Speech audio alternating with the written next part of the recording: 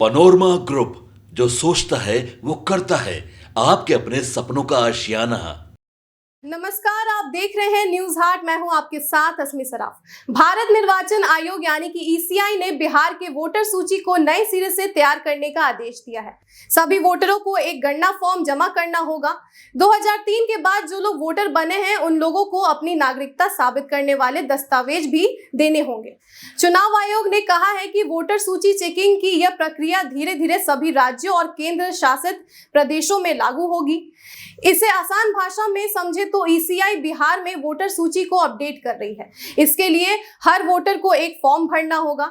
ECI का कहना है कि वह यह सुनिश्चित करना चाहती है कि वोटर सूची में सिर्फ भारतीय नागरिक ही हो। संविधान का अनुच्छेद 324 क्लॉज 1 ईसीआई को सांसद और राज्य विधानसभा के चुनाव के लिए वोटर सूची तैयार करने और चुनाव कराने की शक्ति देता है। यह पूरी तरह से उसके स्वविवेक पर निर्भर करता है। वोटर पंजीकरण नियम 1960 कहता है कि अगर चुनाव आयोग चाहे तो वह वोटर लिस्ट की बारीकी से जांच कर उसे नए सिरे से तैयार कर सकता है।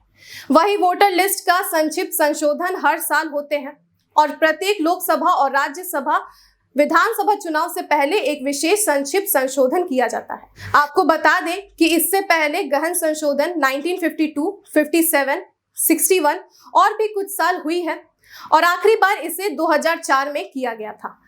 बिहार में विधानसभा चुनाव नवंबर से पहले होने हैं, इसलिए यह प्रक्रिया बुधवार से शुरू हो गई है और 30 सितंबर को अंतिम वोटर सूची के प्रकाशन के साथ समाप्त होगी।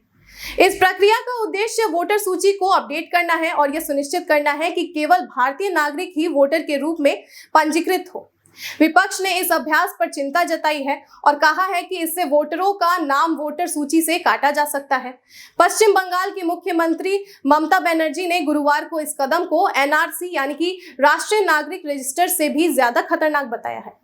उन्हें डर है कि इस प्रक्रिया में कई लोगों का नाम वोटर सूची से कट सकता है, खासकर उन लोगों का जिनके पास अपनी नागरिकता का प्रमाण नहीं है। आरोप लगाया गया है कि पश्चिम बंगाल के विधानसभा चुनाव को देखते हुए यह कदम उठाया गया है। कांग्रेस ने कहा है कि ईसीआई यह मान रही है कि भारत की वोटर सूचियों में सब कुछ ठीक है, लेकिन इस संशोधन प्रोसेस पर भी सवाल उठाए हैं। चुनाव आयोग के आदेश में कहा गया है कि पिछले 20 साल के दौरान वोटर लिस्ट में बड़े पैमाने पर वोटरों के नाम जुड़े हैं और हटाए भी गए हैं।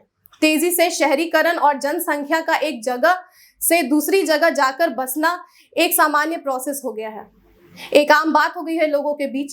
जो वोटर अक्सर इधर उधर जाते हैं वे अपने मूल निवास स्थान की वोटर सूची से अपना नाम हटाए बिना दूसरे स्थान पर अपना पंजीकरण करा लेते हैं।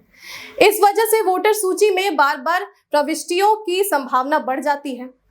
आदेश में कहा गया है कि यही वजह है कि प्रत्येक व्यक्ति को वोटर के रूप में नामांकित करने से पहले उसका गहन सत्यापन करने की मांग की गई है।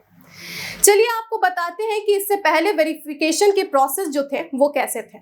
पहले ब्लॉक लेवल ऑफिसर यानी कि बीएलओ एक गणना पैड लेकर घर घर जाते थे, जिसे परिवार के मुखिया भरा करते थे। पर इस बार हर एक वोटर को खुद से गणना फॉर्म जमा करना होगा। 1 जनवरी 2003 के बाद वोटर सूची में जोड़े गए लोगों को अपनी नागरिकता का प्रमाण भी देना होगा। यहाँ बता दें कि कट ऑफ डेट से पहले से ही वोटर सूची में शामिल लोगों को नागरिक माना जाएगा, जब तक ये निर्वाचन पंजीकरण अधिकारियों को इसके विपरीत कोई जानकारी न मिले। चुनाव आयोग का फॉर्म 6 जो नए वोटरों का पंजीकरण करते हैं, आवेदकों को केवल यह घोषणा करने के लिए कहता है कि वे नागरिक हैं और इस तथ्य को साबित करने के लिए दस्तावेज प्रस्तुत करने की आवश्यकता नहीं है। केवल एज और एड्रेस के प्रमाण की आवश्यकता होती है। ईसीआई ने बिहार में अभ्यास के लिए एक नया घोषणा पत्र जोड़ा है, जिसमें नागरिकता का प्रमाण भी आवश्यक है। आपको बता दें कि इस प्रक्रिया में बीएलओ को मौजूदा वोटरों के साथ प्रत्येक घर का दौरा करने, पहले से भरे हुए फॉर्म पर हस्ताक्षर करवाने और यदि आवश्यक हो तो अतिरिक्त दस्तावेज एकत्रित करने होंगे। ईसीआई ने कहा कि बीएलओ प्रति घर कम से कम 3 प्रयास करेंगे, लेकिन वोटरों के पास ईसीआई की वेबसाइट या ईसीआई नेट ऐप से अपने फॉर्म डाउनलोड करने और उन्हें ऑनलाइन जमा करने का विकल्प भी होगा। अहम बात यह है कि जिन वोटरों की गणना फॉर्म 25 जुलाई तक प्राप्त नहीं होंगे, उनका नाम वोटर सूची से हटा दिया जाएगा। हटाए जाने का विरोध आप 1 अगस्त से 1 सितंबर तक कर सकते हैं, उसके बाद नहीं। अब आपके दिमाग में आ रहा होगा कि अचानक से ये सब क्यों? सब कुछ तो सही चल रहा था।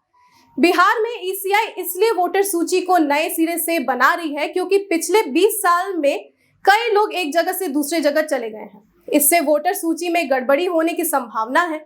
ईसीआई यह भी सुनिश्चित करना चाहती है कि वोटर सूची में सिर्फ भारतीय नागरिक ही हो और इसलिए ये बड़ा कदम बिहार विधानसभा चुनाव से पहले उठाया गया है। इस पर विपक्ष की तो चिंता बढ़ गई है। ममता बनर्जी परेशान है क्योंकि अगला विधानसभा चुनाव बंगाल में होने वाला है। ऐसे में राजनीति खूब देखने को मिल रही है, खूब चल रही है। देखने वाली बात होगी कि चुनाव आयोग इस प्रक्रिया में कितना सफल होता है और किन किन चुनौतियों का इसे सामना करना पड़ता है। आप हमारे साथ बने रहिए। फिलहाल के लिए बस इतना ही। आप देखते रहिए न्यूज़ हाट। धन्यवाद।